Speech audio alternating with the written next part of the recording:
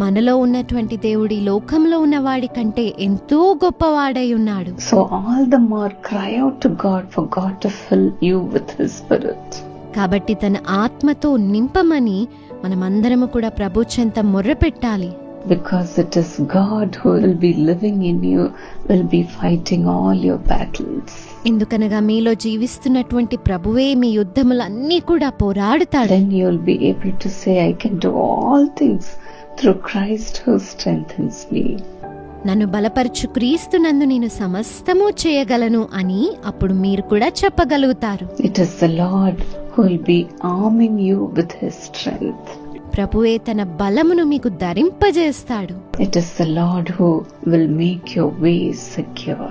ప్రభువే మీ మార్గములన్నిటినీ కూడా భద్రపరుస్తాడు. May the Lord strengthen you to do all things in your life. మీ జీవితంలో అన్ని కార్యములు చేయడానికి ప్రభు మిమ్మల్ని బలపరచునుగాక. Even